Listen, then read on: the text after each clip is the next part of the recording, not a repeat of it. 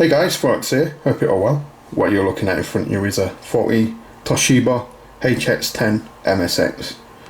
Now, this model computer has a very special place in my heart. I used to have one of these as a kid, however, I never used it. And the main reason for that was because I was a Commodore guy. I had a Commodore bread bin, I had a Commodore disk drive, and an action replay. So 90% of my time was spent on the Commodore. I did use the MSX now and again, but eventually what happened was I ended up giving it to a friend. And later on, as I've started to collect old systems again, I wanted to get an MSX, and this is the very model that I used to have, the HX-10, the Toshiba HX-10. Now, this is not that MSX I gave to a friend, this is a different one that I picked up off eBay. Now, it has a fault with it. Some of the keys aren't working now. That's probably down to, if we take a look at it, it's really dirty. It's in a really bad state now. It's probably not been stored away properly, and what's happened is a lot of the dirt and a lot of the grime has got under the keys, under the membrane, and now some of the keys won't actually trigger when you press them. If I power the system on, you'll see it fully powers up okay. But if I start to press, some of the keys will start on the top row. On the one works, 2 works, 3 doesn't work, 4 works, 5 works, 6 doesn't work, and so on and so on and so on. Now, if I show you the Q key, it triggers every now and again. Now you can hear me pressing it, but it's not triggering. If I press it hard, it triggers. So yeah, that's basically telling me that all what's happened is dirt has got under the membrane, and now the key can't make contact with the PCB to trigger an input. So yeah, what I'm going to do is I'm going to totally strip down this system, including the tape deck. I'm going to give it a really good clean, and hopefully that should bring our MSX back to fully working condition. Wow, look how dirty it is. It looks like a dust bunny's come along and took a shit on it. Yeah, give me 5 minutes to set up, guys, and we'll crack on with this. Now, okay, the first thing I want to take care of is the MSX itself. Now, this is the first time I've ever been inside a Toshiba MSX. So what I'm going to do is I'm going to flip it over, take the screws out. I'll show you where to remove the screws, and I'm going to carefully take the lid off because I don't know how the keyboard's connected to the motherboard or anything like that, and I don't want to just pull it off and rip something out. So what I'll do is I'll get the lid off this, and then I'll show you anything that you need to be careful of if you're going to open one of these systems.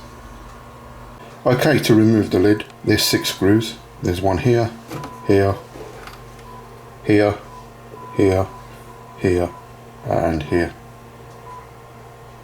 So okay, now I have the lid off. Now the easiest way to do this is grab it from the back and pull it towards you like this. Now the reason you have to do that is if you look down the bottom, this is where the keyboard connector connects to the keyboard. So if you pull it up like this, you might damage the keyboard connector, so you have to open it like that and just remove these connectors, and that's the whole of the top of the case off. So okay, as Dave Jones would say, we're in like full in. Now if we look at some of the components, here's our sound processor. This is an AY sound processor. Just above that is the ULA for the MSX. Just above that we have the Z810. If we move along a bit, we have what looks like a ROM, and if we move along a bit more, I think this one's a ROM as well. So we've got 2 ROMs, Z810, a ULA, which basic glue logic does all the inputs and everything. We have the sound processor. Here's our RAM down here, 4116 is very common RAM, and yeah, that's about it. One thing I did notice was I was thinking about doing a cap kit for this, but I don't think I'll need to, and I'll show you why. if we take a look at the capacitor manufacturer, you can see these are Nichicon, and Nichicon are a very good capacitor manufacturer, and because the system is fully working, I don't feel the need to cap this now I know it's got really good capacitors in there. So what I'm going to do is I'm going to start getting the rest of this system apart, and I'm going to start with the transformer. Now, to remove the transformer, I need to remove 4 screws, and hopefully that should get the transformer out of the case. And that's the 4 screws removed from the back of the transformer. All I have to do now is remove the connector, and the transformer should just simply pull out. If I can unsnag it first. There we go, that's it, that's the transformer fully out. Okay, what I need to take care of now is the video converter. Now what this does is it takes the, I think it's TTL video signals, and what this circuit does is it converts them to composite video, and here's the composite video art. So what I'm going to do now is whip this little daughter card off, and to do that there are 1, 2 screws. Okay, just need to get the motherboard out now. From what I can see, there's 1, 2, I don't know if you can see them, there's some just down there as well, there's a couple down there, so that's 3, 4, there's a couple in a cartridge slot, so that's 5, 6, there's one here as well, 7, 8, 9, 10, 11 screws. There's probably more. If I find any more, I'll let you know. And okay, that's the bottom case all dismantled. Now these parts, they're connected to the back like this. These just come off, you can just pull these off, there's no screws. They're just back plates. This is just the plate where it covers the joystick and the printer port. And that's just the cartridge slot drawer. So yeah, that's the bottom part done. I can prepare this now for cleaning. What I'm going to do now is do the same for the top with the keyboard. So okay, now the only part that's connected to the top is the actual keyboard itself, and that's soldered on by these screws here. There are 8 of them in total, and that means we'll be able to remove the keyboard and work on it, and then I can put the top with the other case in soak and get it ready for cleaning. Okay, that's the upper and lower part of the case all stripped down, ready for cleaning. I can get them in soak and give them a really good scrub and a clean. So okay, I've gone ahead and filled the bath up with a little bit of water, just warm water, a little bit of soapy water, and as you can see I've got the upper case and I've got the lower case soaking, ready for a scrub. Okay, I've got some good news and bad news when it comes towards the keyboards for these MSXs. The good news is they're high quality, they're actually built really nice, they're not membrane based. The bad news is because they're not membrane based and they're all single keys, it's going to be an absolute nightmare to clean every single one of these keys, and I'm not looking forward to it. So what I'm going to do is I'm going to use my key puller, I'm going to remove every single key here. Then what I'm going to do is I'm going to get them in soak. Then what I've got to do is get inside every single key compartment and clean inside, and then put it back together again. Nightmare. Okay, all the keys are off. Whew, that was a nightmare. I need a new key puller. Just damaged it. Yeah, they were on there, guys. They were on there since the 80s. They didn't really want to come off. Yeah, but I got them off. What I'm going to do now is get rid of this black felt stuff. Probably wash that, give that a good clean, And then what I'm going to have to do is get inside every single one of these keys, clean inside, and then put it back together. And that's going to be absolutely tedious. So what I'll do next is I'll get one of these off, I'll show you the inside, show you how to clean one, and then show you how to put it back together again. And then I've got to do that for every single key on this keyboard. Oh, I'm going to be here some days. Okay, got all the keys soaking. I'll leave them to soak while I work on the rest of the keyboard now. Okay, what I've done is I've opened one of the actual keys to show you how it works. If you look inside, you've got two contacts and there's a break in between them, and the way the button works is it has a little carbon button, and that goes in the button like that. Then this comes along on top of that, and the actual thing acts like a spring. And then what you've got is, if you look at the actual top, can you see the two wings on either side? That goes over the top like this, and you may hear it clip. I'll clip it back in there, and they clip either side. So the way you get these open is you take a pick like this and you just come under and you lift one side up like that and it will clip out. Then you come the other side, do the same again. Trying to do this one-handed. There you go, and there it goes, it just clips off. Now the way I'm going to clean these is, just grab this out, I'm going to take my fiberglass pen and I'm going to come here and I'm going to clean these contacts like this. Then what I'm going to do is I'm going to take a cotton bud with some isopropyl alcohol, give that a clean in there.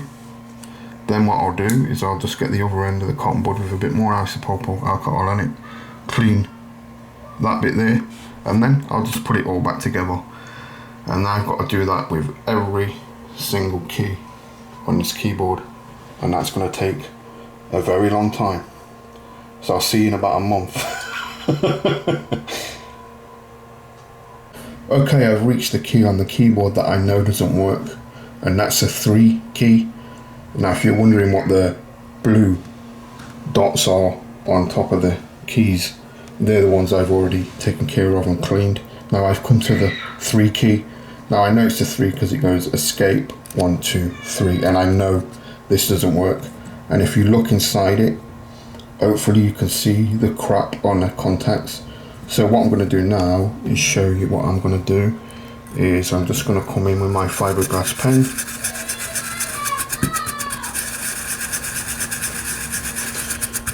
give it a good wiggle round, clean that up.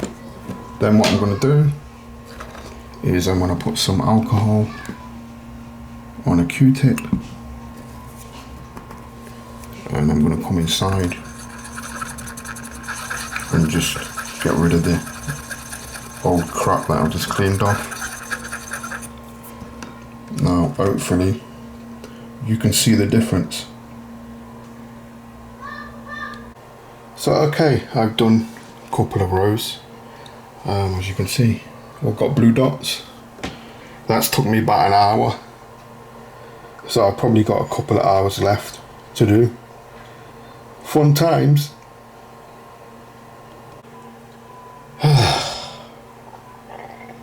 2.5 hours. Yeah, 2.5 hours it took me, but I've done every single key. Now some of you may be going, why not just do the keys that don't work? Well, sod's law gets you every time. You'll do the keys that don't work, and then 2-3 weeks later, guess what? Another key stops working. So you might as well just blitz and do the whole lot. 2.5 hours. That was fun. Okay, in the 2.5 hours it took me to remove and clean inside every key. I removed the felt and washed it, cleaned it, and it actually had time to dry. So what I need to do now is clean the keys and get all the keys back on the keyboard. Okay, we're all done. All the keys are back on the keyboard. Hope you agree. It looks a hell of a lot better than it did.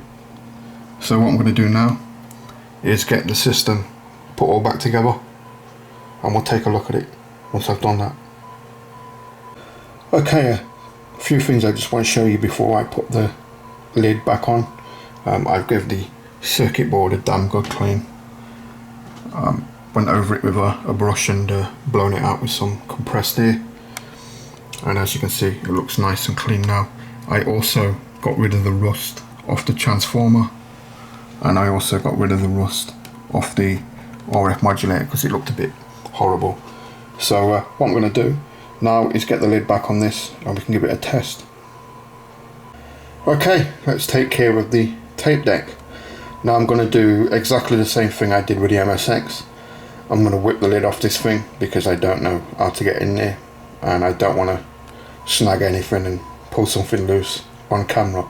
So I'm going to get in it and then I'll show you if there's anything you need to be careful of. Okay, to get inside the cassette deck there's 6 screws we have to remove. If I take the battery cover off, there are 2 in the battery compartment, one here, and the rest are actually on the case. There's one here, one here, one here, and one here. Okay, I'll show you how you open one of these now. Now the best thing to do is just open it like a clam. Do this, and as you'll see there's some wires that come down. Looks like there's one for the microphone and one for the record LED indicator. Look at the state of the speaker. Yeah, this thing needs a really good clean. So okay, I managed to get the microphone and the record LED out. They were just glued in, and they ran down the side like this, and they were glued in. So that's the top half of the shell off. What I need to do now is remove this screw, and I'll be able to remove the cassette housing. Okay, that's all the top part of the cassette deck taken apart. What I can do now is prepare these for soaking. What I'm going to do next though is get the bottom part of the cassette so I can put them in soak with this as well. And we're all apart, wasn't that difficult to do. No screws, it was just the actual body of the tape deck was held in by the actual screws that hold the whole thing together, that we took off to get the back off. The actual circuit board underneath there was clipped in. You can see these 2 clips here, it basically slides in, and then these 2 clips hold it in and stop it moving back this way. So it's actually very modular. Whoever designed this, it's actually very good. So anyway, yeah, now that that's off, I can get this bottom case in the soak as well with the rest of the components, and we'll give that a really good clean. Okay, as you can see, I have those upper and lower case and all the other parts that connect to it in the bath. What I'll do is I'll let that soak for a bit and then come back and give it a really good scrub and a clean. So okay, while the case is soaking, what I'm going to do now is take care of the actual guts of the tape deck. Now when you're working on one of these, you don't want to be using something like a toothbrush. A toothbrush bristles are too stiff, and I don't know if you can see all these little springs, and you know there's all little washers and lock nuts on there, and if you're going along really harsh with a toothbrush and you knock one of those off, it's bad times. So what you need to do is use a soft brush, get all the surface crap off there, and then when you've done that, you get some alcohol and a Q-tip and just give it a good clean, and while you're there, clean the heads. So that's what I'm going to do now. I'm going to spend 10 minutes just giving this a really good clean. Okay, I've finished giving it a good clean. Heads have been cleaned, mechanisms have been cleaned. I even did a fairly decent job at cleaning the speaker. Now what I want to do now is replace the belt. Now I have no idea what size belt is in this mechanism, but I have a spare Spectrum +2 belt, so I'm going to pop that on and hope for the best. If it works, brilliant. If it doesn't, then I'll have to use the old belt. But yeah, that's what I'm going to do next, is replace the belt. So okay, there's the old belt. What I'm going to do now is just whip that off and put the new one on there. Now if we look at the belts, the old one is on the right hand side and you can see it's misshapen, and the new one is on the left side. Now they do look a little bit different in size, however it could be that this one is just stretched a little. So what I'll do is I'll put the new belt on, and if it doesn't work I'll let you all know, but if it does work, great. We can put a Spectrum +2 belt in these Toshiba MSX drives. So okay, the new belt's in, nice and taut, and the other one felt really slack, so I really do believe this one had given a little bit. So what I'm going to do now is get those upper and lower case out that I've just cleaned, and we'll get putting this thing back together again. So okay, I've got the tape deck all back together, it's all cleaned. Before I put the lid back on, what I want to do is give it a quick test now, make sure it fully works before I put the lid back on. So I'm going to rewind the tape. So yeah, it just rewinded fine, so that tells me the belt's okay. So it does look like we can put a Spectrum belt, a Spectrum +2 belt in one of these MSX cassette recorders, and it works fine. So let's press play and see if we get anything. I'm not hearing any guys, which is a good sign.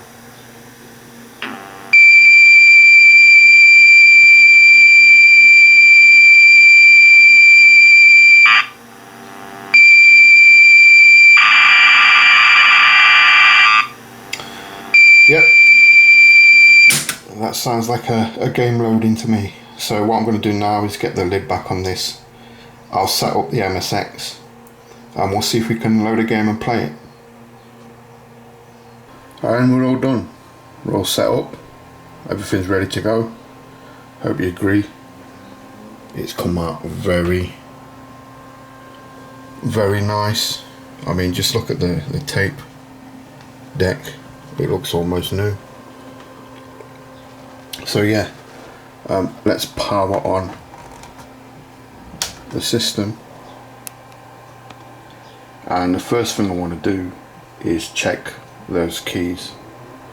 So I'll point down and show you 1, 2, 3, 4, 5, 6, 7, 8, 9, 0. And if we look at we've got all of those showing up now. If you remember, 3 didn't work and I think 6 didn't work neither, so that's that. I'm going to go across the quirky top now, and all of those are showing up.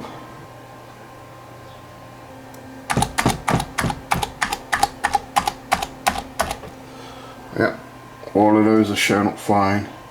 And let's do the bottom text row, and all of those are showing up fine. So yeah, looks like all the keys are working. What I can do now is load a game, because I couldn't before. Okay, do I feel a bit of a tit? I've spent the last 10 minutes trying to remember how to load a game on this thing. I also went online to have a look, see how you do it, you know, because it's been over 35 years since I've used one of these systems, and you'll never have guessed what? It's written on the tape. Fail.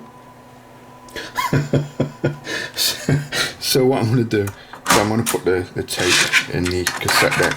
Now it needs rewinding, but as you'll notice, it doesn't rewind, and that's because the computer has the tape deck in the stop state. The stop start motor is telling the tape deck to stop.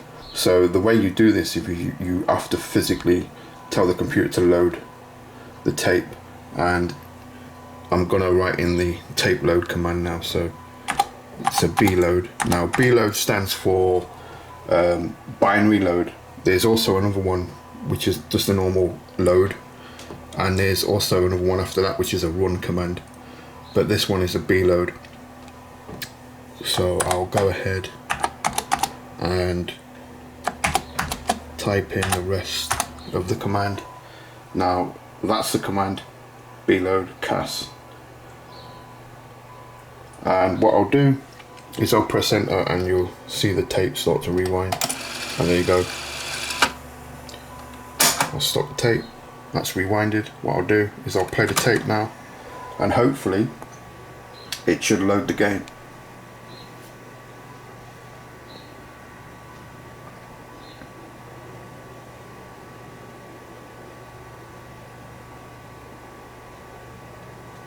Found fire. So what I'll do is I'll let this continue, let the game fully load, and I'll come back. And we loaded, first time. Absolutely brilliant. Took about 3 minutes after I stopped recording to load the game. And yeah, there we go. We got fire rescue. Let's have a quick game. Now the trick here is you've got to rescue the, what are the rats or mice? They're probably mice. And it gets progressively harder, because you'll see like little fireballs on the next level that you have to try and dodge.